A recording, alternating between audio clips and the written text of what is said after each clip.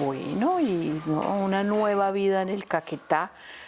¿Qué tal que esa nueva vida en el Caquetá sea relacionada con temas de paz ambiental?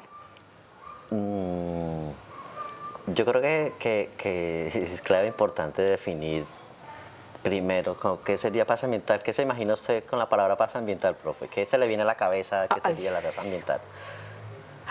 son tantas cosas, porque es que paz ambiental debe iniciar por vivir tranquilo, porque el entorno en el cual está una comunidad, están las personas, sea como agradable, que se proteja el agua, que la biodiversidad sea tenida en cuenta, que todo este tema de biodiversidad que se maneja aquí cuando se habla de los indígenas en Verachamí que fueron desplazados, pues sea tenido en cuenta, porque además de los en Vera, tenemos indígenas Huitoto, tenemos indígenas tanto de la Amazonía como del interior del país desplazados, porque aquí tenemos también del Cauca, ¿no? Paz ambiental encierra muchas cosas, encierra el bienestar, el buen vivir, el poder estar tranquilo y con unas condiciones óptimas para el desarrollo de la vida. La lucha ambiental, podríamos decir que la lucha ambiental también enmarca ahí la paz ambiental, o cómo sería lo de la lucha ambiental.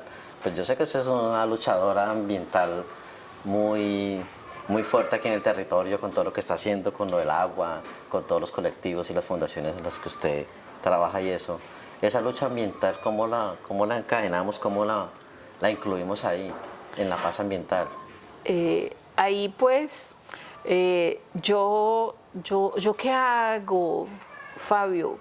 Es como trabajar con la gente que trabaja. Básicamente eso es lo que hacemos, digamos, articulamos un poquito, y yo creo que ahí se está viviendo un proceso de paz ambiental.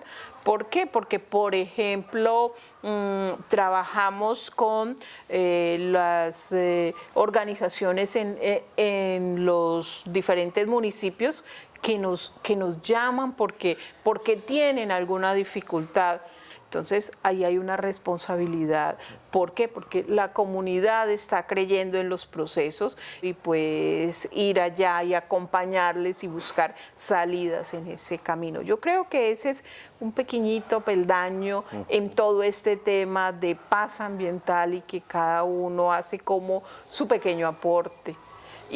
Pero también, Fabio, tú no te quedas atrás. No, estaba pensando, profe, en eso que usted habla de que nosotros pensamos particularmente en el equipo de trabajo lo mismo. Y es que nosotros no vamos, por ejemplo, a hacer procesos audiovisuales donde no nos invitan. Y nosotros, pues, desde lo que hacemos nada. Yo pienso que la herramienta audiovisual es como un pretexto. Es un pretexto. Para nosotros es como el pretexto de llegarle a la comunidad con algo novedoso y diferente, chévere, interesante. Pero después hay un trasfondo en todo esto, y es obviamente preservar el conocimiento ancestral de los indígenas. Por eso nuestro festival es ambiental y étnico, pero y también es preservar los recursos naturales y cómo hacer conciencia respecto a todas las problemáticas ambientales que están sucediendo en el territorio, pero cómo contamos eso, cómo le mostramos al mundo lo que está sucediendo también en el tema ambiental en el territorio, porque aquí estamos muy afectados. Tanto la violencia nos ha afectado a nosotros en lo ambiental, como también los mismos colonos que están afectando el territorio y están desplazando los indígenas, como los en Verachamí, que cuidan los territorios. Entonces, ¿cómo hacer para que esas personas que están trabajando y que siguen liderando esos procesos no desfallezcan en la lucha o en el camino? O nos unimos o aquí el desastre, y hablando de paz ambiental, el desastre ambiental se va incrementando. Pero si todos esos trabajos que se hacen se visibilizan, se llevan a eventos, se llevan a reuniones, se convierten en temas de redes sociales, pues vamos a hacer una gran playa. Y entonces, pues ahí ese es un momento como de unidad que necesitamos, primero, propiciar, segundo, que generar, porque después de que propiciemos vamos generando un camino o vamos armando un camino que necesariamente tenemos que iniciar para que todas estas experiencias no se pierdan, sino que confluyan en esa tan anhelada paz ambiental que la vemos muy lejos, pero que es por lo que trabajamos. El entorno, el territorio, son diferentes en todos lados. Entonces no puede llegar un académico a decir que esta teoría o que esto funciona aquí y aquí también va a funcionar, porque los territorios, la tierra, las plantas, los animales en todos los territorios son diferentes. Aquí en el Piedemonte, por ejemplo, en el Caquetá, que tenemos también zona alta, pero que también tenemos, que estamos en el Piedemonte, o sea, la flora y la fauna es muy diversa, por ejemplo. Entonces, claro, el conocimiento también es diverso. Fabio, eso es paz ambiental, que la educación responda al entorno, pero tenemos el grave problema de que la educación en Colombia no responde a las necesidades que hay en el territorio. Y esta paz ambiental tiene todo que ver con la práctica de los temas de la ciudadanía. ¿Y la ciudadanía en qué sentido? En que existe la Constitución nos dio la posibilidad de hacer toda esta veeduría y como ciudadanos no la hacemos. Se han invertido recursos en estudios de plantas de tratamiento de aguas residuales para Florencia, se han hecho unas obras mal hechas y nadie dice nada, no hay unos informes. Yo creo que ahí nos toca como ciudadanos es comenzar a mirar todo esto que ha pasado y comenzar a hacer esas prácticas de buen ciudadano. Es que, mira, Fabio, para vivir en paz se necesita primero que yo como que atienda todos los deberes y las responsabilidades que tengo como ciudadano. Profe, pónganle que yo le tengo otra pregunta. Hablando de los Emberachani, A ver, ¿hay cuéntame. algo que está pasando allá en la comunidad de San Antonio de Tenas? ¿Usted sabe qué está pasando con la comunidad de San Antonio de Tenas, el río San Pedro, una hidroeléctrica que quieren hacer aquí y afecta a las comunidades? ¿Le parece genial si hablamos? ¿Usted sabe, conoce algo del tema? Yo he escuchado por ahí poquitas cosas, que ya dieron la licencia, que es real, que se va a hacer, pero que no se concertó con las comunidades. ¿Qué sabe usted al respecto? A mí me gustaría hablar sobre eso, me parece que es pertinente, que es necesario. Uy, Fabio, ese es un tema clave. Porque hay un proyecto que es el proyecto Tulpas, que realizó la empresa Universal Stream. Ay, no es Universal Stream, es proyecto Tulpas, Latinco. Latinco es la empresa. Resulta que esta empresa, justo cuando estaba en época de conflicto en la zona del Pará y en toda esta zona, obtuvieron su licencia ambiental, año 2015. Entonces, no habían condiciones para que la gente dijera lo que pensaba, sino que le tocaba aceptar. Allí hay una licencia para 3 hidroeléctricas hasta donde conocemos y tenemos documentado sobre el río San Pedro. Allí hay una situación y es que los indígenas, hubo un desplazamiento de indígenas y en ese momento hicieron la consulta al Ministerio de Interior, la empresa, y dijo que no había indígenas. El Ministerio de Interior. Porque habían sido desplazados en su momento. Pues es lo que presumimos. ¿Y pudo haber sido intencional ese desplazamiento? Es que ahí es donde uno dice, en un sitio donde hay conflicto, donde hay guerra, un desplazamiento, bueno, entonces no hicieron consulta previa.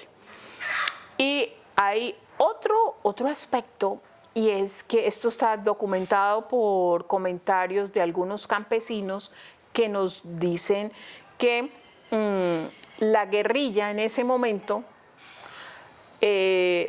le recibía dinero a la empresa para cuidarla, pues para brindarle seguridad. Ese modelo en este momento presumimos que se está replicando en otros sitios. ¿Cuántas comunidades se van a afectar con esas hidroeléctricas? ¿Cuántos municipios, veredas? Ahí son dos municipios que son Florencia, Montañita, y ahí pues uno nunca termina de saber cuántas comunidades, porque como esa documentación no nos llega. Sí, nosotros hemos documentado ese tipo de situaciones desde el audiovisual y hemos empezado a hacer trabajos investigativos y documentando con registro audiovisual, pero también hay algo que nos preocupa mucho y es eso que hablábamos ahorita de la información que no tiene la comunidad, sobre todo ese tipo de cosas que no son concertadas con las comunidades. O sea, ahí es donde uno empieza a ver que también lo que usted decía, que desde arriba se toman las decisiones pero no tienen en cuenta a la comunidad, a la gente que vive en el territorio. O sea, eso empieza también a afectar los derechos humanos de las personas que viven ahí. Tú tocaste un tema bien complejo, y es que de todos los que defienden esta Amazonía, y es el tema de derechos humanos. Por ejemplo, quienes decidieron colocar las denuncias frente al tema de la deforestación en el 2016, imagínate, desde el 2016, hace 5 años, y cuando hicieron las denuncias, amenazados. ¿Y qué ha pasado? Nada. Y resulta que cada vez la amenaza es un poco más agresiva. Al principio les decían, no hablen de esos temas. Después, llamada al teléfono. Ya después, inclusive hasta las personas que conviven con quien hace estos trabajos. Y después los desplazan. Exactamente. Nosotros necesitamos es poder tener una credibilidad en la institucionalidad, en todas las organizaciones, pero cada vez vemos más resquebrajada esta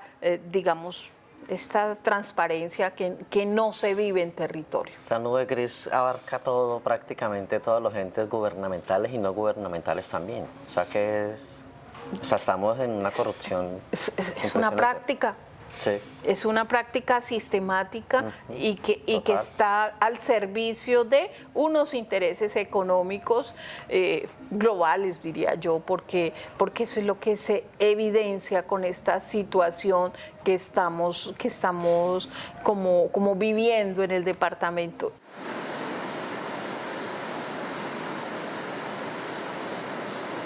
Mensaje de lucha, profe. ¿Cuál sería el mensaje de lucha? El mensaje de lucha es seguir, no sé. Unámonos, sigamos. El mensaje de lucha yo creo que es ese, y es lo que hemos conversado, Fabio, es cómo unirnos frente a esta defensa de la Amazonía, porque históricamente hay vida comprobada en la Amazonía desde hace más de 12.000 años.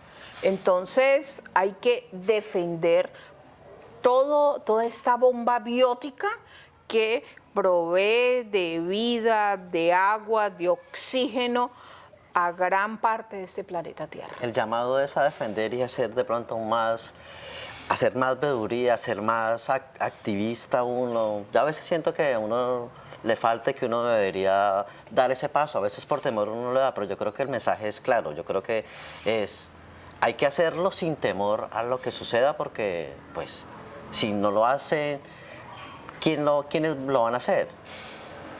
Sí, aquí es de decisión y de decisión personal, y el que está convencido, convence. Y convencidos a que la defensa de la Amazonía es clave para la humanidad. Total.